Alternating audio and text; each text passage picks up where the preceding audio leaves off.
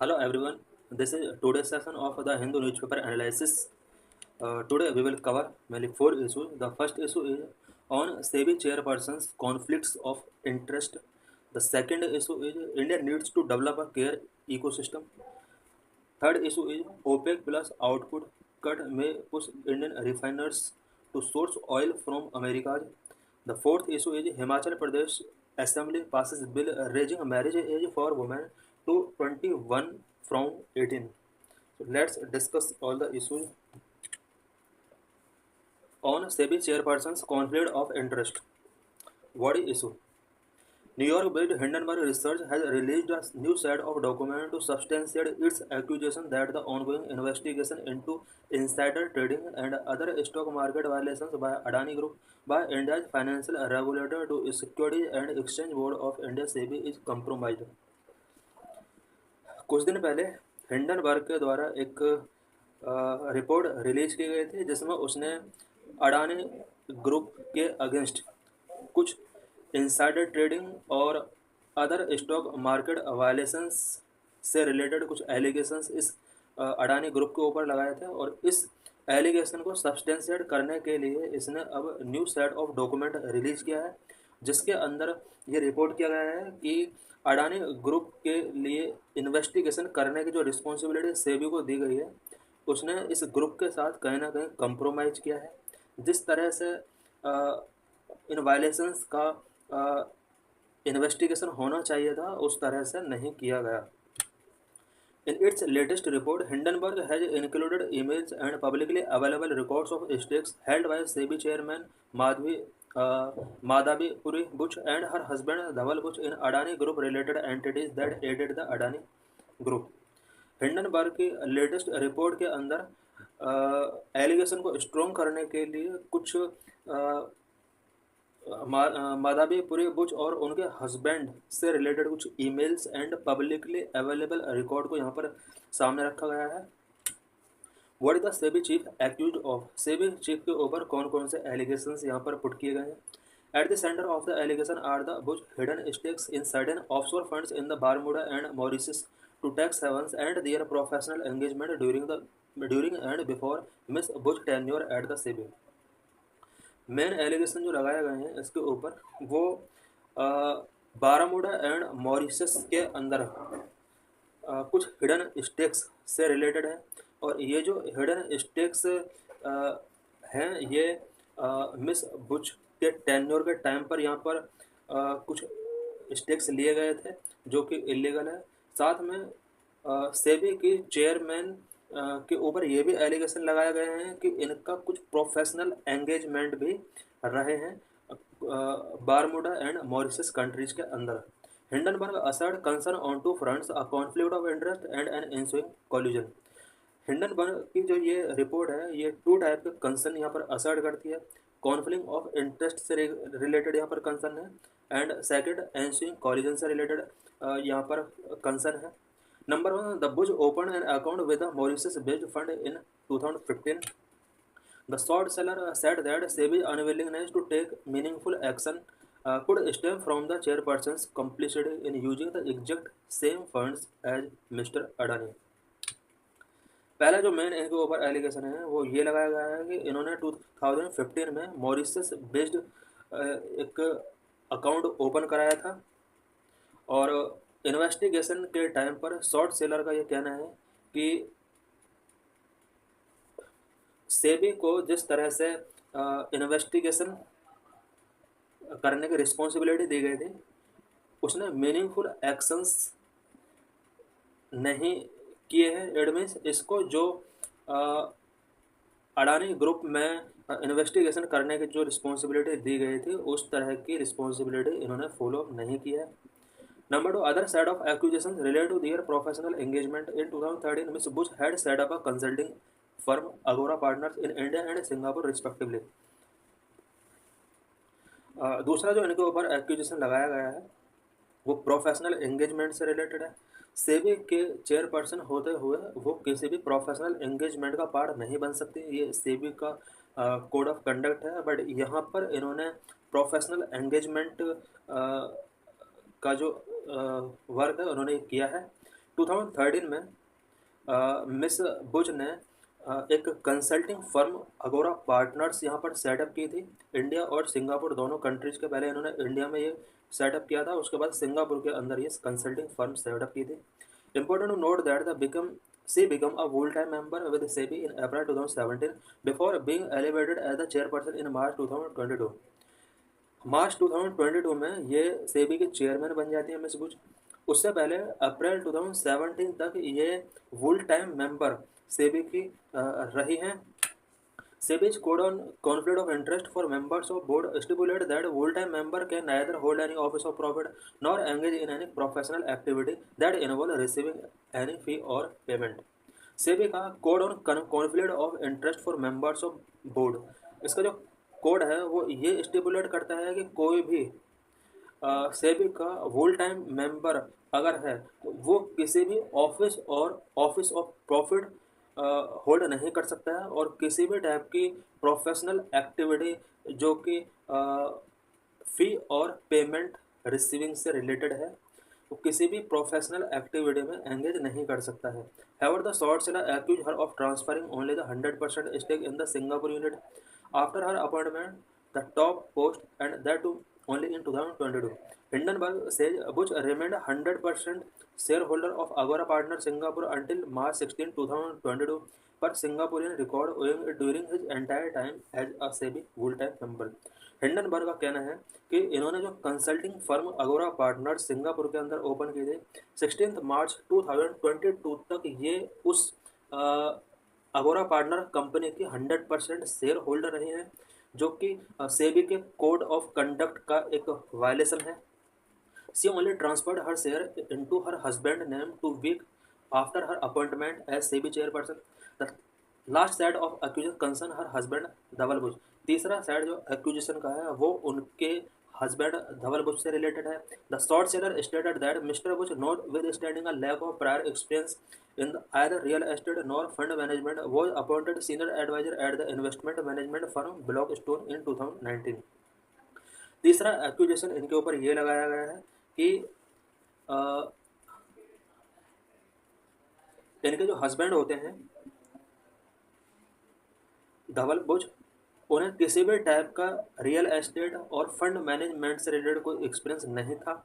उसके बाद भी इन्होंने अपने हस्बैंड को ब्लॉक स्टोन एक इन्वेस्टमेंट मैनेजमेंट फर्म है 2019 में इन्हें सीनियर एडवाइजर इस फर्म ब्लॉक स्टोन का बना दिया जाता है।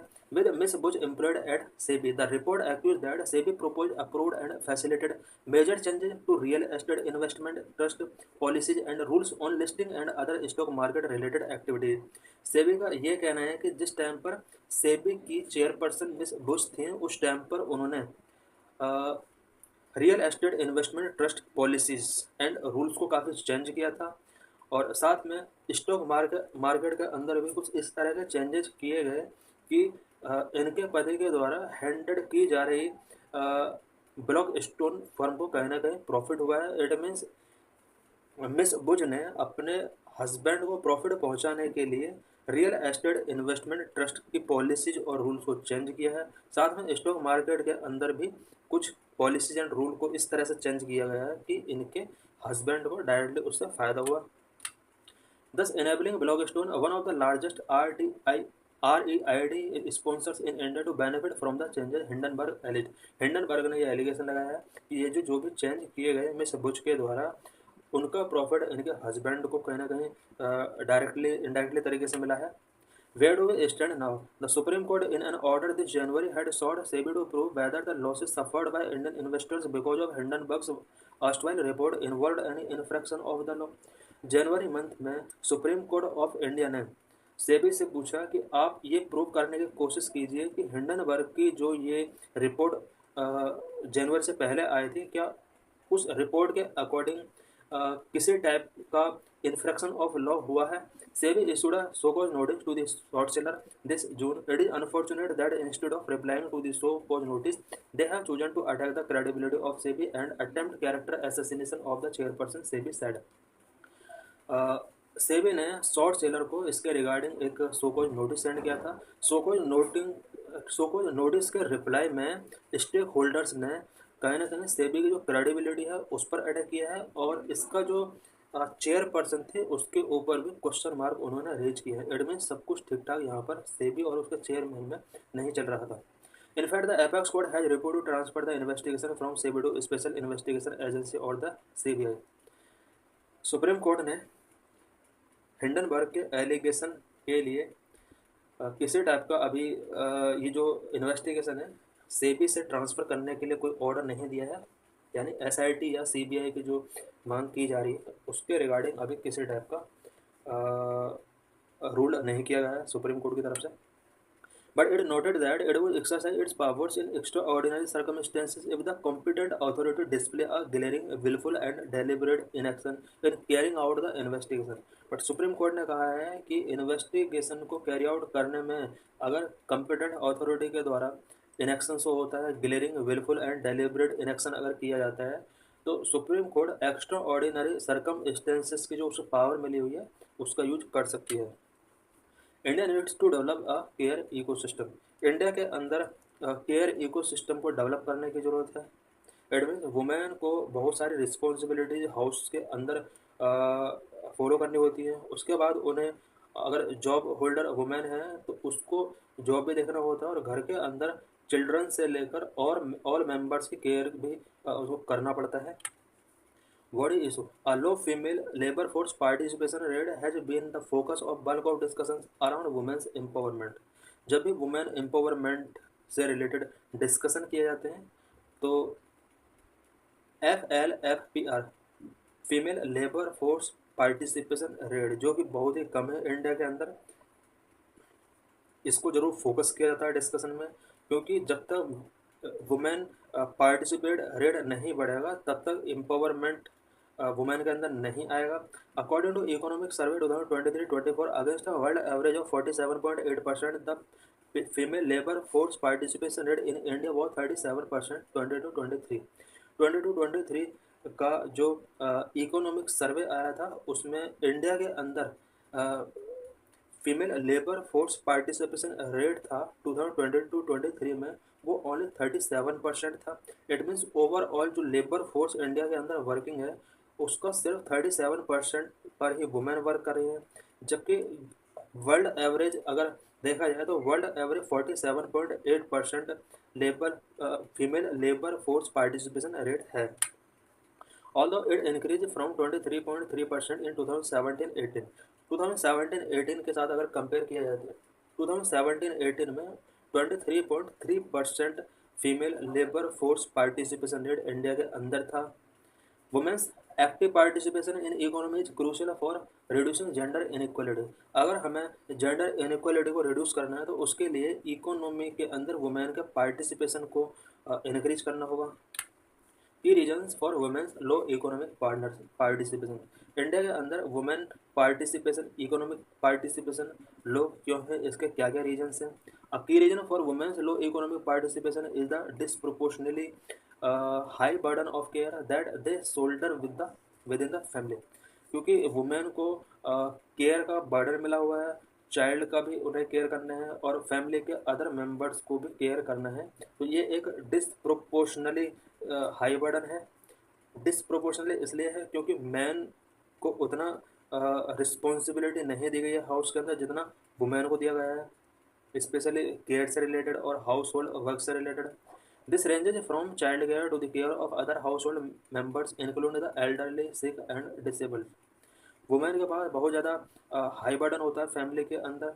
हाउस होल्ड मेम्बर्स जिनमें एल्डरली का भी केयर करना पड़ता है, सिक पर्सन का भी केयर करना पड़ता है एंड डिसेबल्ड पर्सन का भी केयर उन्हें करना पड़ता है।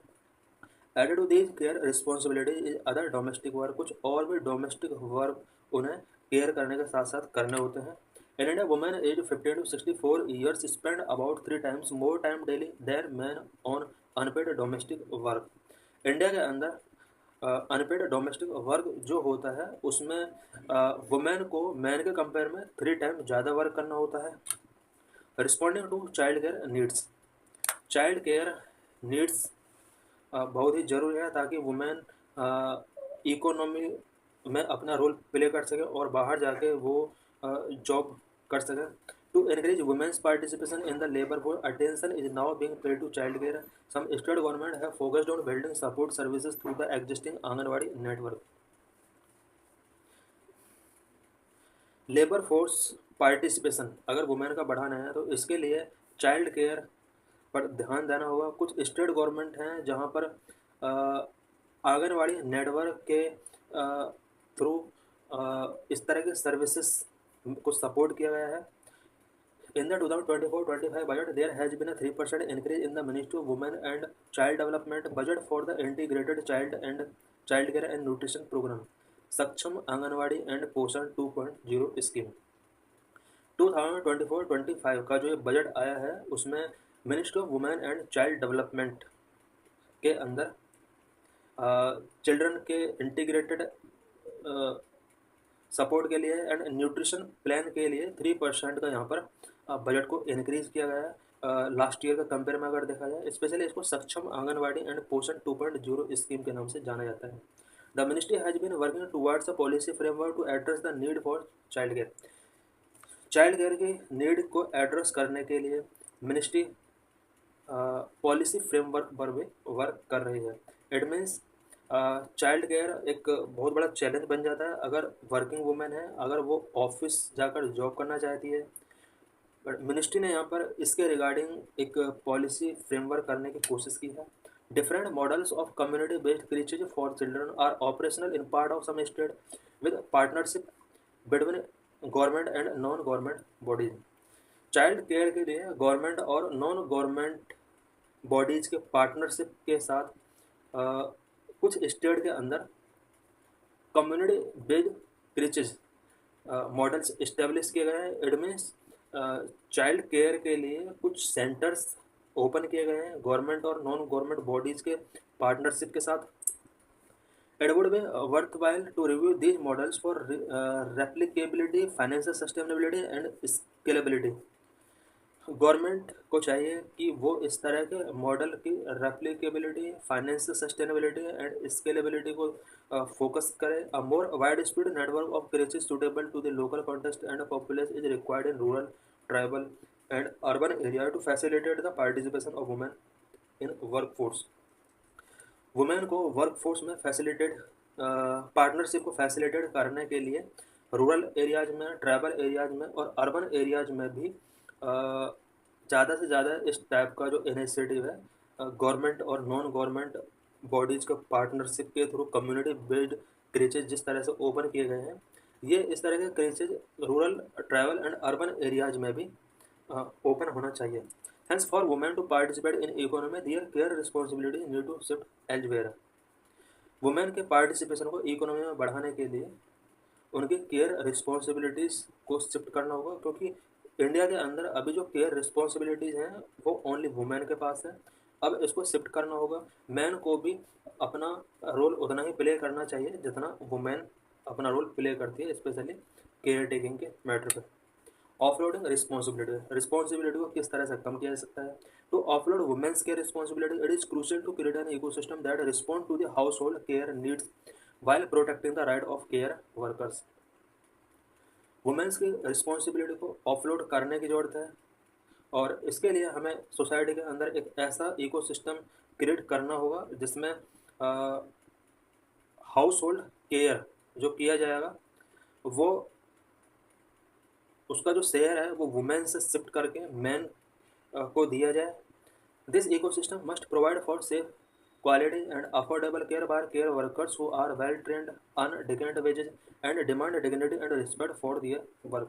इसके लिए कुछ इस तरह के इकोसिस्टम भी बनाए जा सकते हैं जिसमें affordable care taker safe zone में क्वालिटी के साथ एंड अफोर्डेबल केयर के साथ अपना वर्क कर सकते हैं। उन्हें टाइम टू टाइम ट्रेनिंग भी दी जा सकती है किस तरह से चाइल्ड केयर करना है।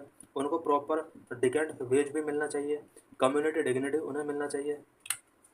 Need for policy intervention, the gap in the training, skilling and certification of a mix of care workers required to meet the growing demand need to be address. क्योंकि केयर वर्कर्स जितना भी अभी working है उन्हें proper training नहीं मिलता है, skilling नहीं मिलता है, उनका प्रॉपर सर्टिफिकेशन नहीं होता है, और ये होना चाहिए, we need a comprehensive policy that define the care ecosystem from a life course perspective. Care ecosystem को डिफाइन करने के लिए कम्प्रिहेंसिव पॉलिसी की ज़रूरत है, ताकि बेटर तरीके से इंडिया के अंदर चाइल्ड केयर किया जा सके और उनके जो मदर हैं वो प्रॉपरली तरीके से इकोनॉमी से रिलेटेड एक्टिविटी को परफॉर्म कर सकें। A committee of Ministry of Women and Child Development, Health and Family Welfare, Labor and Employment, Social Justice and Empowerment and Skill Development and Entrepreneurship would be added to initiate the process.